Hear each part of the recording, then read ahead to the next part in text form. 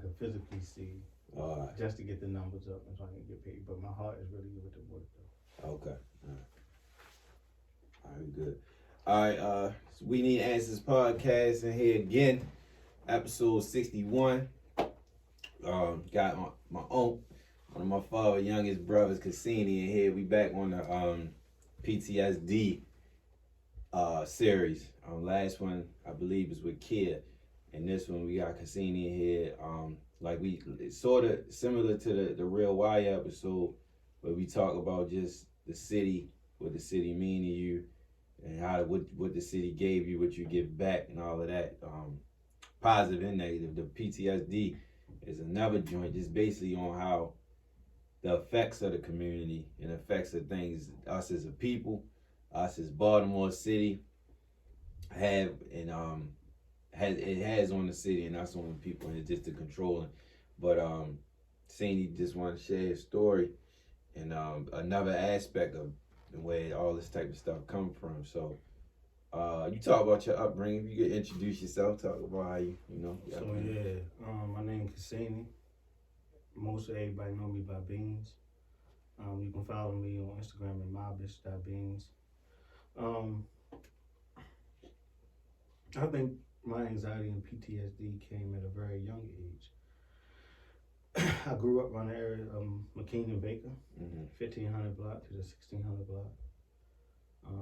My mom would work regular, a 9 to 5 for, I believe at that time she was a social worker. And my dad was absent.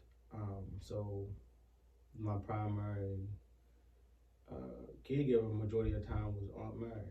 She lived in the 1500 block of McKean. So one night she had asked me, and we have a cousin named Sean, to go up to the Chinese store up on North Avenue. So while he was in there placing the order, there was a guy that was running out of the alley off of McKean, off of North Avenue, and just so happened he just ran in front of me, but there was two guys chasing him. Man, they beat that guy so bad his brain came out on the sidewalk, right? So for me, I was traumatized. My cousin was like, "Come on, we gotta go." And it was something that we talked about on the way to take her to food, and I act like it didn't bother me. But it really did. How old was you? I think I was like 6, 7. Okay. So after we gave her the food, I went around the house, said something to my mother about it, and I remember going in and she was on the kitchen phone. And I was calling her name and she was like, "Don't you see me on the phone?" It was one of those situations where I was supposed to say, "Excuse me, I need to say something," right? But I thought it was that serious that she could just get off the phone and just holler at me, because I was really looking for the security blanket of saying, Casino's gonna be okay. What you saw is abnormal, and had that dialogue, had that conversation with me, because I believed I was mature enough and smart enough to have that type of conversation. But what she did was she said, "Hold on, what is it?" And I told her what happened, and she was like, she paused, and her response was, "Well, you safe now. You in the house. Just go downstairs to your room and wait for dinner to be ready, right?" So that was something that I had to sit with and try to figure out at a very young age, and find some kind of sanity in the midst of the confusion, and why my mother just gave me this answer that basically for me pacified the situation instead of giving me edification. Okay. So I believe that was the part of the beginning, or was the beginning for me, for the anxiety and the PTSD. I just wasn't diagnosed with it, so I didn't know. Right.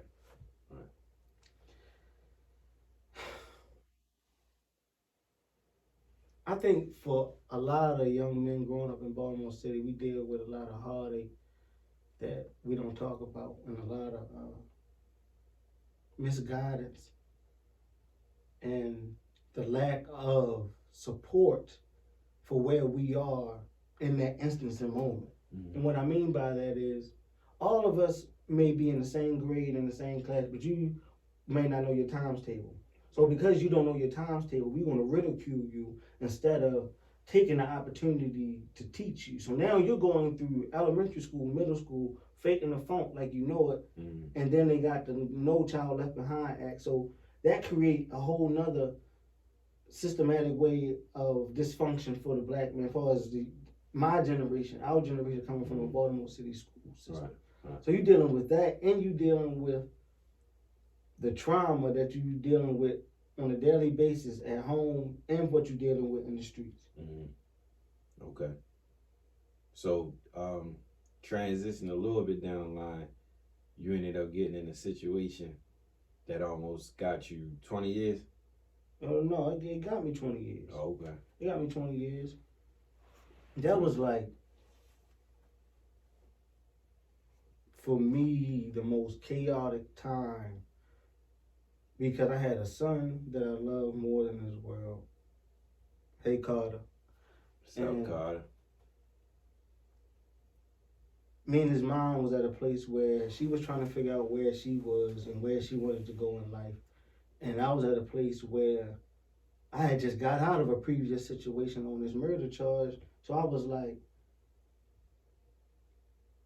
what am I going to do?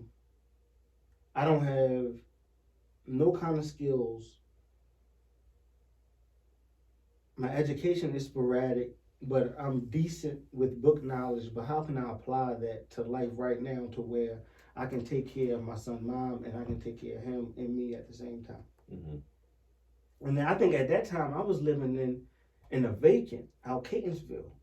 I was running an electric cord from the house to the rec center behind the house. So what year was this? This was like, Carter was born 09. So a little bit, probably like 2010, 2011. Okay. No, yeah, somewhere around that time. So I remember it was his birthday, and his mother was like, yo, his birthday coming up. I would like to do something for him, you know, something nice where both our families can come and, you know, just partake and just chill, kick it, whatever. I took it as that's what she wanted indefinitely, and that's what she was planning for. I didn't have the money. My peoples went to jail. I was fucked up. Man, so what I resorted to, what I knew best, was picking that gun up. At that time, that was just where I was in my psychological thinking. It was, and then I made it worse because I brought another guy along with me that ain't had no business with the Jimmy Rat. Shouldn't have been on it. At all, yo. Hey, yo, cuz, listen, at all. And it's crazy because a nigga told me, yo, smoke this blunt. And maybe after the blunt, you have a different, maybe your energy be different. Right. You feel me? Yeah. I'm like, yo, say that bitch for after. Right. You feel me? Yeah. Because I'm already in the mood. Bitch, you gonna drive and we about to get this thing done because I want to make sure I make them happy. Okay. So it was more of a pride thing than anything. Oh my God. I was so stuck in that place where I wanted everybody to be okay that was around me. You wanted to be the provider. Ain't no question. The man. Ain't no question. Right. That was something that, as me, what I think is what men's supposed to do. Right. We all. So I'm looking at it like I'm like, yo, what can I put on this paper so I can get me a 9 to 5 and take care of all three of us? Ain't shit I'm gonna put on this paper won't be good enough for somebody to hire me. Right. You feel me? Yeah. What am I gonna do? And the only thing you knew was to get it your own way. And it's crazy because I really believe if I would have not involved y'all, I'd have been cool. You feel me? Because I know what the fuck getting into. But I think that was God's way of telling me, you keep taking things into your own hands. So let me drive the wheel. Yeah, ain't no question. Yeah. It's the blizzard 2011, man. The shit just hit. The nigga car got stuck. Your car? No. Oh, the dude? Yeah. Oh, okay. Bitch, I walked 2 miles to get a shovel. Oh, you was making sure this plan to go. Listen, brother, I wasn't playing with him. I said, yo, I'm gonna make sure she happy. You're gonna get some money for her. Yeah. I'm gonna go rent out half of the bowling alley, open bar. Right. I'm gonna do something slick. You feel me? To make sure everybody happy, and I just want them to be good. So what you end up doing? And dug the car out, and just went on a robbing spree. That day. Ain't no question. And the homeboy just was driving the whole time. I mean, he was doing whatever he was doing. Right. But yeah. And then y'all got caught. Oh, ain't no y'all. It wasn't together. Oh, okay. It was just, I don't know what the fuck transpired, but I know once I walked in the bitch, he was already locked up. This is the gas station or something, right? Yeah. Something like, okay. I remember now. Okay. Mm-hmm. All right. So you go to court and they saying you gonna get what? The lawyer, said 5. He said 5 because they ain't got shit on you. I said, cool. Wait, before you go, you said you had an attempt murder before this? It was a whole nother situation. Okay. All right. It was a whole nother situation. All right, well, go. This is the one that finish your story. Go ahead. So, this situation, they was like, yo, came to holler at me, like, yo, they gonna give you 5, whatever, you gonna work out. Go in there and say you gonna take the Jimmy Mack, the plea agreement, whatever. I said, all right. I said, you sure? He said, I'm sure I'm your lawyer. Right. I represented your other nephew, your father, and everybody else. I'm like, yo, you good? Right. I'm like, all right, cool. The judge said, yo, you gonna take this? Is the lawyer already talked to you? I said, yeah. She said, you already in compliance? I said, yeah. She said, all right. At the end of the joint, he hit the gavel and said 20 years. I look at Joe and say, yo, what the fuck? Right. That's not what we agreed on. That's not what you said. Right. Like, what the fuck? What the fuck? I look at my mother and them, everybody and my father. I'm like, what the fuck? Everybody looking puzzled because that's not what he said. So we just threw the shit out me. But I'm not saying I wasn't guilty, but I'm just saying that's not what you said. Yeah. You feel me? But nonetheless, it is what it is. So they gave me 20, spent it all with 10. I went straight to RCI. Where is it? Hagerstown. Okay. And what was that experience like? This is your first time being incarcerated? Ain't no question. Okay. It was eye-opening. It was so much an eye-opener that everything that I was looking for in the streets, that's what the fuck that place provided me. The only thing you didn't have was a car. Okay. A physical car. Right. Other than that, it was just like being on the streets. But for me, I took it as a time as where not only could I find who I really wanted to be, but also come to some conclusion of what I wanted to do. Okay. And how I want to come home and execute this, and why I wanted to execute that, and what kind of tip I wanted to be on. So for me, prison not only redefined me, but gave me my true identity, because prison either gonna break you or it's gonna make you. So it forced you to sit down and take some time to yourself. No, ain't no question. I was surrounded nothing but men. It's like 98 niggas on a tier. How long was you in there? 5 and some change. Okay. Maybe close to 6, because I did the rest of it on home monitoring. Okay. And what was your plan when you was in there? For when you to come home? My first plan was to get the fuck up out of here. Baltimore? I was like, oh no, just out of prison. Oh, okay. Like my short-term girl was just make it out of here the same way that God allowed me to come in this bitch. Right. The only thing different was I had hair when I went in. Right. You feel me?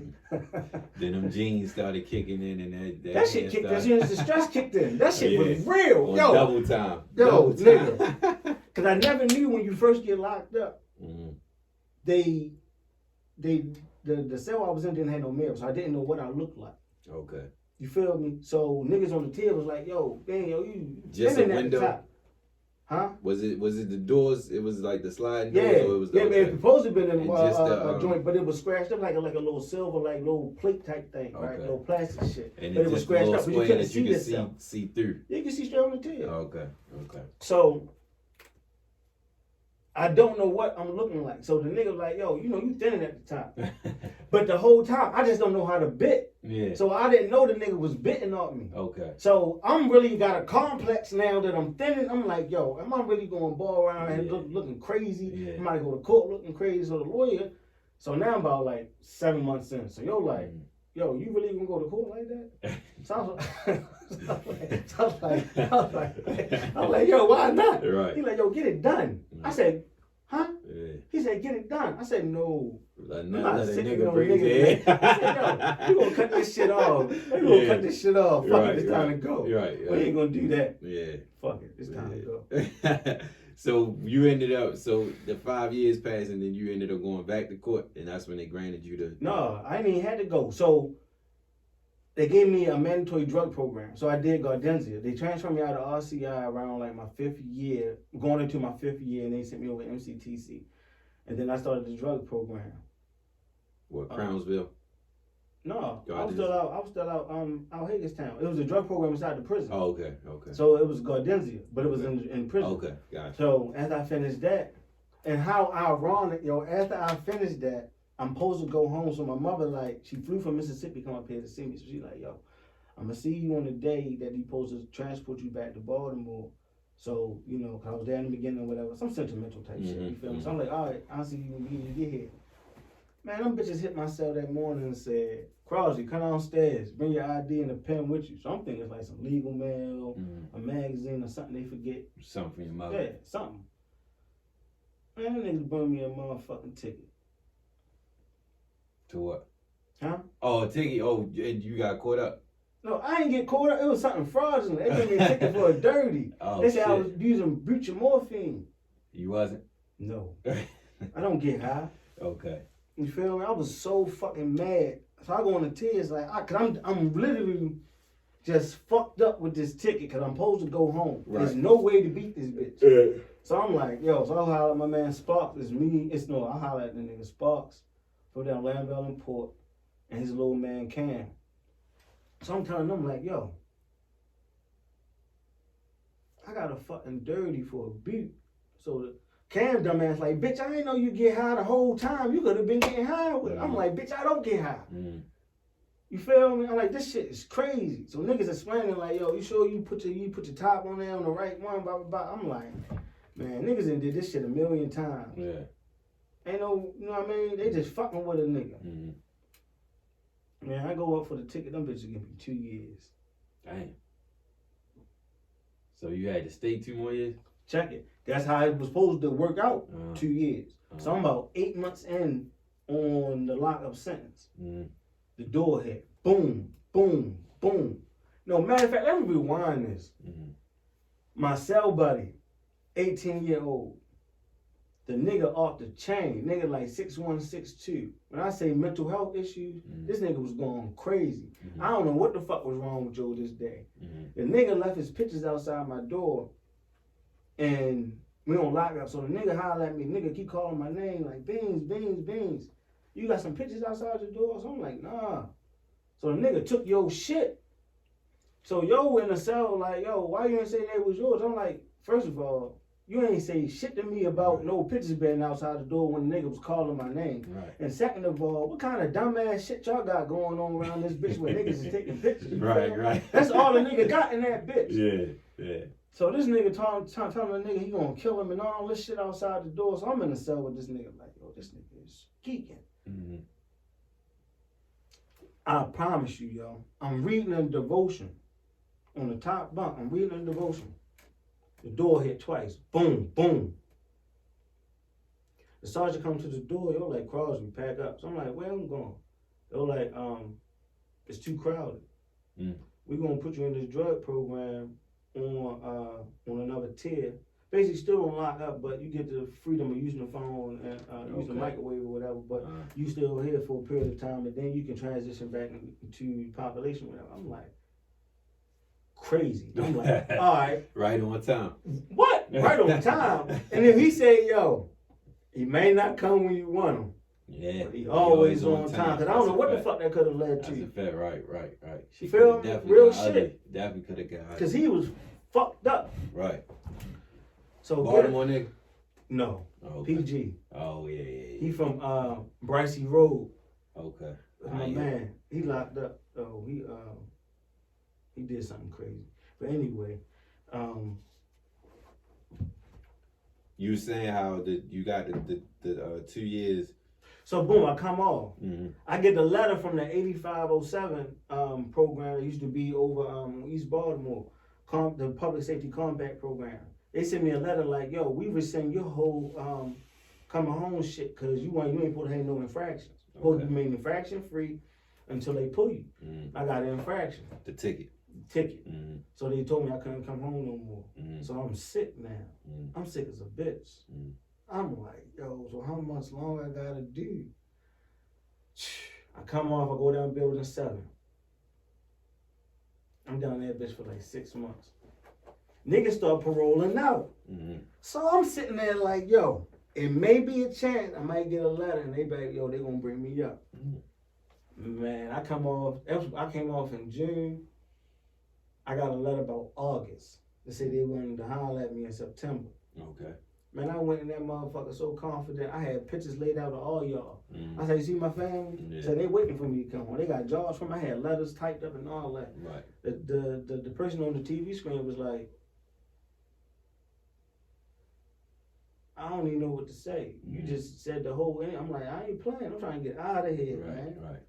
Because for me, it's nothing but stagnation, yo. Because first thing, I hate wearing the same thing every day. You got one color, gray. Yeah. I got 4 different sweatsuits, whole bunch of tennis, but I'm looking like everybody else.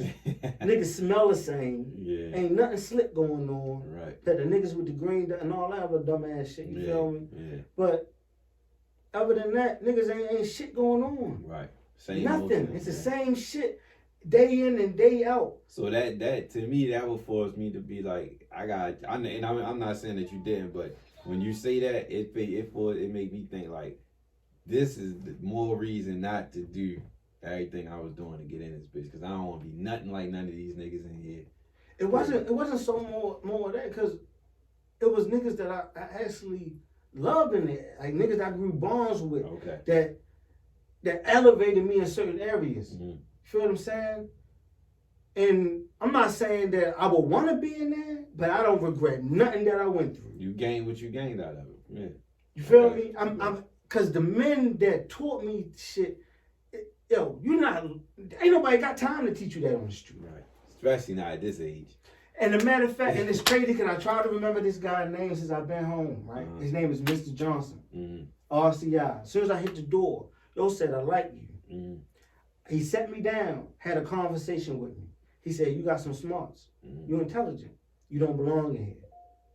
He asked me, I got family, blah, blah, blah. I told him I had a son and where I was at with family. He said, he's like, man, listen, you got something to get home to. He asked me how much time I got. Mm-hmm. He said, all right, you can do that. Right. And he signed me up for every program. Okay. You okay? And he signed me up for every program imaginable in RC. I did every one. I think the most impactful was Men for Life. The Men for Life program helped me establish my identity as a black man in my community and where I could possibly take it. And it also taught me that a lot of us have some form of disability, but if we have a support system and a willingness to get help, we can fix it. Because that's something that you can fix. Right. Like this right now helps me. Right. With anxiety and my extreme PTSD. Right. Because you give me an outlet. Yeah. To be able to express myself, talk to you about it. And it's no longer something that's weighing me down because feeling like don't nobody understand what I'm going through. Mm-hmm. Or you don't understand me. Because I have these moments where I just rage out. You feel what I'm saying? Like, and it affects my family. It affects everybody my friends. It affects everybody. Yeah. And people tired of hearing, I'm sorry. Yeah. I apologize. Yeah. You feel me? But it's something that we really suffer from. Yeah. And it's like we really hurt those that we love the most. Right. And the ones that we shouldn't hurt is the ones that we don't hurt because we really don't give a fuck about. Right. So how you feel like, because that's something that's in the community, that in a whole, like, we all got these issues, whether we know it or not. How you feel? What's your suggestion on fixing that? How you think we should go about fixing it? Because, like, the vulnerability part, like, the last episode that I did, to me, that was, like, one of the most special ones that I've done, for the simple fact that I ain't come up with the title, and it was talking about, substance abuse, and the fact that two men were was grateful enough. I was grateful enough for two men to come over here and be vulnerable about dealing with addiction. I killed that when I came home from prison. Mm-hmm. Came home, jumped straight into it. I worked, my first joint was But I'm saying, before you go in there, I'm saying, what do you feel like? Because I said that to say that men are not usually vulnerable enough to share what they going through unless it's rah, gangster. What do you feel like, since being in there and what you just stated about mental health and everything niggas go through, what do you feel like is the answer for us to get better with that? Having more dialogues like this, more open conversation that can establish these type of conversations. Okay. But on an individual basis, seek help. Therapy. Ain't no question. I got two of them. Okay. All right. So how does therapy help you? I used to have a therapist. I went to a therapist. It helped me. Well, I got one to help me with my personal life, and then I have one to help me with my, as far as with my work. Okay. All right. And they both, like, what's the improvement that you've seen yourself since going to them? How long have you been going to both of them? The one I've been seeing her for almost a year. The other one probably about 5-6 months. Okay. But the first time I went to see a therapist probably about a year or two ago. And how did you feel about it when you first went? Oh, it was traumatic. It was You liked it from the jump?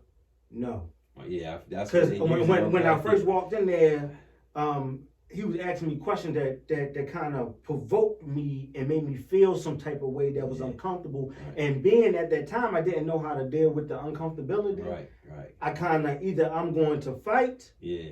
Or I'm going to react in a way that the other person ain't going to like, and they just going to leave. Yeah. But Yo stood his ground. Right. As he should. That's his job. So my wife, then she was my fiance, I believe. She said, because he said, he asked her, how can you deal with somebody, basically, I'm paraphrasing, but how you deal with somebody that this fucked up? So it was like a group therapy? No, she just tagged along with me because she wanted to support him. Okay. Not support me, but be like, yo, if you are, you get out of hand. Yeah, like you are, like he good, like he good. He you just feeling the rage, the aggressiveness, but you are. Right. This is what you brought about. Right. Feel me? Yeah. It was that type of while she was there as a like a mediator. Yeah. So it took some time to get to a point where it's just you.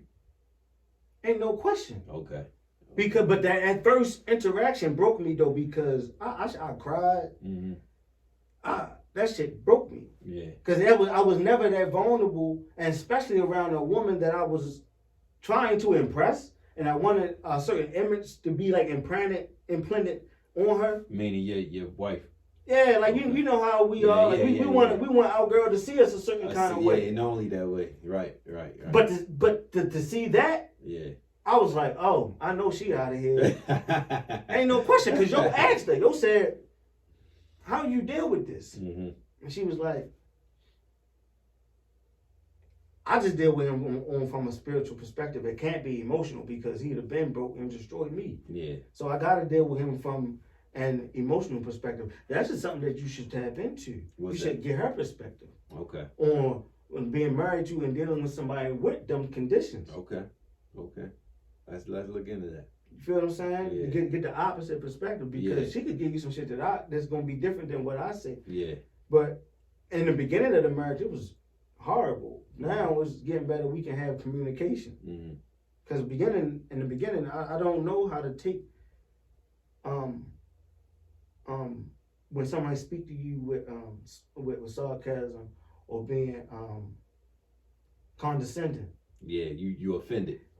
Immediately. Yeah, immediately. Yeah. That shit got physical between us. Like, it was so bad that I actually had to go to therapy because I didn't want to lose my wife. Yeah. These are the traumas that led into that, the PTSD and the anxiety, everything that we bring from our culture, from our environment. Yeah. She's not from our environment. Okay. She don't know what it's like to be bored in Obama. She don't know nothing about that. Okay. She not from it? No, not at all. Okay. So for me, it's like she loved me even when nobody really wanted to be around me. Mm-hmm. I mean, because I didn't want to even take the medication. I think that's why a lot of it got the way that it got, because I didn't want to change me. Yeah. But the way that she loved me forced me enough to be able to sit down and to look at myself from a different perspective. But it took time and it took a willingness to be able to say, okay, I got a problem. Mm-hmm. What's the problem? Mm-hmm. Do I really love her? Yes, I do. Do I really want the marriage? Yes, I do. So what is it that Casini has to fix to make this work? Make it work. Because even when it got to the max where no woman should stay around, she still stayed there. I say a lot. So for me, when I look in the mirror or I have a conversation with bro, like, I'll be like, man, holler at me, I think I'm going too far. Mm-hmm. And I don't want to take the medication. Right. Help me see something. Help me see something to where, because sometimes it gets so volatile, or not so volatile, but it gets so aggressive where I can no longer hear her. Yeah, you know what I'm saying? I mean, listening to her, I can hear you, but I'm not listening. Right. You only seeing what you hear. So I gotta call you. Mook, this what's going on, bro. Mm-hmm. Talk to me. Mm-hmm. Help me see something that I'm not seeing, because this is what she's saying. Right. Then you be like, sing. Fuck. Bitch, you geeking. Yeah. All she's saying is boop, boop, boop. Right. Calm down. Talk you off that calm down. It's the PTSD and anxiety. Calm down. Yeah. Calm down. Mm-hmm. She don't mean no harm. Right. Now it's at the point where I say, she says something, I can really listen. Mm-hmm. If I don't, I can feel the heightened energy. Like, this really is a battle, but I can really feel the energy really heightening in myself, and I really gotta say, hey baby, can I really can we put this conversation on pause and holler at me tomorrow? Yeah. Something about that, because anything further, it's gonna push you to a place where, one, either she right and I'm not ready to deal with the insecurities, or two, she just wrong and she not really listening to me. Mm-hmm. Right. So change the whole narrative versus. So did she comply with like that dynamic? As far as like, not at first. First she was, well, you gonna talk to me now. Yeah, we gonna rectify this now. Ain't no women trying. Ain't no holler you tomorrow. Yeah. Bitch, you geeking. I just caught you on FaceTime with this bitch. Yeah, no, bitch, I didn't talk to you tomorrow. Talk to you now. You know what I'm saying? Right. So it's one of those situations now. It's like, I can deal with it without having to be confrontational. I can deal with it without having to escalate and be, I don't have to use ostentatious language. Okay. I can really ostracize myself away from the aggressiveness and say, baby, look, I'm feeling uncomfortable. Mm-hmm. I don't like the way this is turning. Mm-hmm. So can we just put a pause on this and just, maybe we'll talk about this in like 15, 20 minutes. But right now, it's just. I'm at my limit. Nah. I'll say that before then. I'll say that. Because maybe she just want to, I don't know, it's one of those where she just want to keep pushing it. So it give me enough time to just leave. Okay. Without having to have that, like, yo, let me find the exit. Because my wife is one of them people that, she got something to say, she gonna say it. And she gonna put herself in the mix and be like, nah, you feel me? So I gotta alleviate that, protect her and protect myself. Because I do love her and I know that I do have a condition. And others. You feel me? Because I like at work, I gotta know myself. So that's why I have to immediately, I can't respond to them like that. Yeah. I'm gonna be fired. Right. So I gotta immediately call EPA or whatever it is, employee assistance, EAP. I gotta call EAP on the back of the insurance card and tell them, look, this is what's going on. I'm not used to somebody talking to me condescending. Yeah. And it makes me feel some type of way, and I'm used to reacting versus let's talk about it. Yeah. So now I'm at a point where I say, okay, so you think a certain kind of way. Right. Why is that? Help me understand. Help me understand this. Communication is key. Right? Definitely key. Yeah. So now I'm able to do that effectively and have established effective communication while building a foundation so we both can have an understanding of one another. Right. That's what therapy does. Okay. True. I get that. So, question.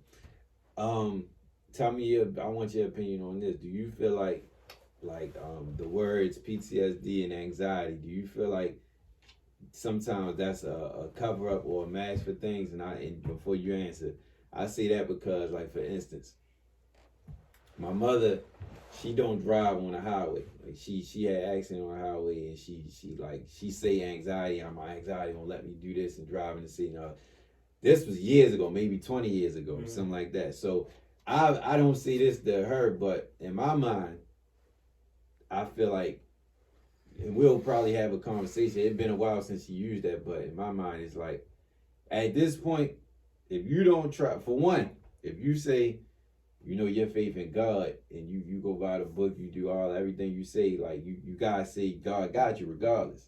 So you can't say that you can't do stuff because of anxiety, because if you trust in God the way you say you do, you got to do what you got to do. And if it's meant to be, it's going to be. Like, if it take the time, you go, all right, I'm going to try and I'm going to drive down this road and say, I can't do it. All right, God got you. He's going to get you off this road. But if you keep going, you're like, all right, I'm going to keep trying, I'm going to keep pushing. And vice versa, you going, but if you don't do that, you hiding behind, I got anxiety, so it's cool. I can say I got anxiety, so I don't got to do this stuff. But my thing is this, do you feel like it can be a mask for stuff or pushed? Because, like I said, that situation. A proverbial crutch? Yeah. Because I feel like a lot of, but not all the time, though. But not all the time. You ain't lying. But I'm saying, it gives us an excuse. It gives us a lane to use. Yeah. Ain't no motherfucking question. Yeah. Now, you speaking about that. That takes responsibility with a person that has honor. Okay. Now that's what my wife tries to stand on. No, not try to. That's what she does stand on. She was like, "Come on, yo, you know what the fuck going on. You know what you can handle, what you can't. You're more capable to have effective communication without using ostentatious language. So why do you cuss so much? Okay. You have a vernacular. Okay. You choose to bring the lesser. Right. You want to be the lesser. Right. You know right from wrong, but you don't go. And I think that's what a lot of us, if we have choices. We play them. It's like playing cards. Yeah. We play them. Especially our generation. Yeah. That's what we good at. If you got way out.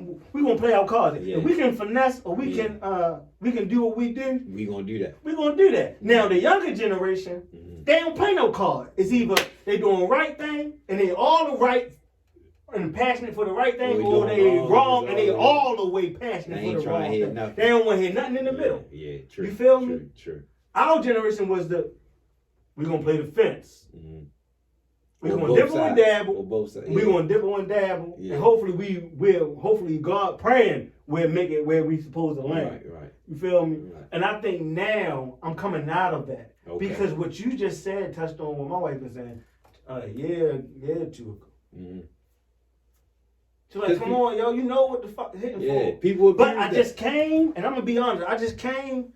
And I told her and my mom, I just came to the accountability road of, and I was smoking some haze. And I was sitting by myself, and I was like, come on, yo, you bullshit. And I said, I'm a Gemini. So I ain't crazy, but I can really have a conversation with myself and really weigh it out. You're conscious, yeah. You feel me? So I'm like,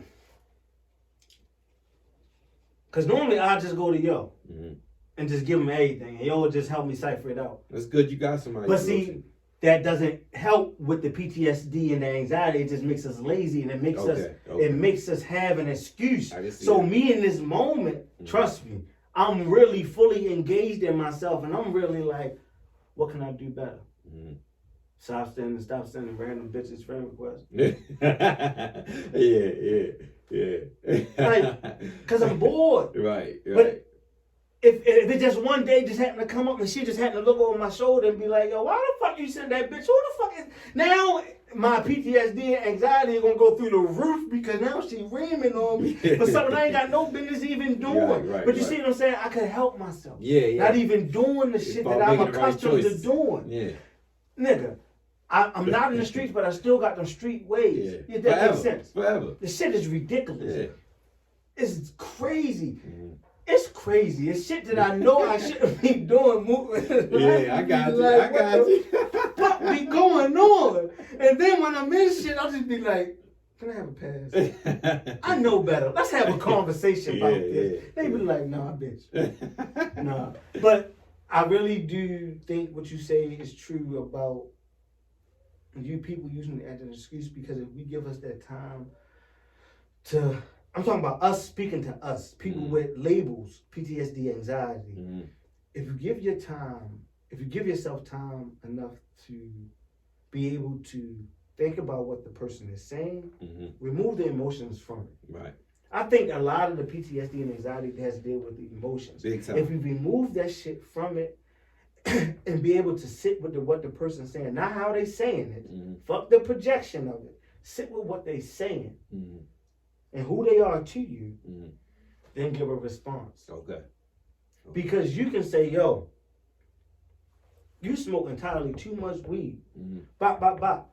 My response is gonna be, bitch, I got a job. I take care of my bills. Right. Instead of saying, Mook, why you feel that way? Yeah. Maybe you see something that I don't. Okay. Yeah. Communicate.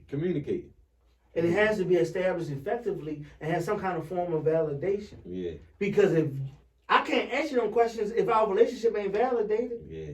Because you just associate. So you just wasting your time and mine. We just bullshitting each other. Right. Because it's one thing to take criticism, but you ain't taking it from anybody. Come on, yo. Right. And why you think they call us Charm City? You could charm our way out of anything or into anything. That's real. I never thought of it like that. That's you real. Feel that's why they call us Charm City. Yeah. Bitch, we'll charm ourselves into some shit. Yeah. And charm our way out of it. Oh yeah. Okay. You feel me? So with that in mind, I just know that sometimes my tongue is quicker than what my mind is going. So if a situation sound good, I'm quick to be like, yeah. Versus sitting back and being like, that don't even fit me. Right. That's not even for me. Right. How can I manipulate that and make that fit my situation Gotcha. if it's not even what God had for me? He just letting me see how he blessing Joe Schmo. Yeah. But me, I want to intervene some kind of way. Nah. Be happy for Joe Schmo. And wait till you get yours. And wait till I get mine. Yep. That creates anxiety and PTSD as well. Because you tired of waiting. Niggas be like, oh, I've been poor my whole life. That was my whole thing. Yeah. Nigga, somebody in our family gave me 2 ounces. And I was 13, no, I was 14. All because I asked Joe to buy me some tennis shoes. He said, go get it yourself. Opened me up to a whole nother world of some bullshit. But today, I can say, honestly and truly, I got some shit with me still.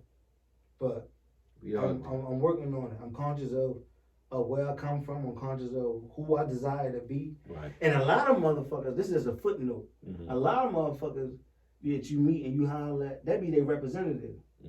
But one thing con artists is good at is living up their representative until you bust through that and be like, yo, see what a real whole person time, is. yo, Yeah, that ain't I would true. accept you for you. Yeah, that's real. You that's feel real. me? And that shit create anxiety and PTSD in itself too, when motherfuckers being fake. Yeah, that's real. That's real. Question. You talked about medications and all that. What do you feel like weed do for you? Nothing. With all this? Nothing. You don't do nothing for you? Nothing. If at this point, it's just a habit. I'm just being honest. Okay. It's just a habit. It's something that I've been getting high since I was 13. All right. So it's just something that I do habitually that I'm accustomed to doing. It ain't got now. What I do say is, I tie it to everything. If I'm going to get some pussy, that's my wife. I tie that motherfucker to everything. Hold up. She like, what? Hold up. We roll this and put this bitch together first. Right. You feel me? And I don't know what that got to do, but that's some kind of disability right there in itself. So I tie that shit to everything. So say I'm referencing that because if that's the case, when you go through what you go through, do you feel like if you don't have that, do you feel like that's I think I was better. I was a better person without it. When you was locked up, you was sober. Oh, I was reading 3 books that was over 200 pages a day. That means I'm reading 600 pages a day plus. Yeah. On average. I'm talking about 2-3 books a day. Right. Bruh. Yeah. So the weed is a hindrance. Do I know better? Yes. Mm-hmm. At this point, it's an addiction, and that's a whole nother subject. Yeah. But it's real. Yeah. That's serious. But you know, I asked that because some people that. But I don't think I'm addicted to the weed. I'm addicted to the shit I roll in. Yeah. The You don't like papers? I hate them. I'm a 95. Look, I'm old school nigga. I want to see either give me a Caribbean, a chocolate Dutch or vanilla, not them green ones. And only Mizzle know how to roll them Caribbeans. Yeah. And give me a pack of backwoods, I'm good to go. I'm starting out to like blunts.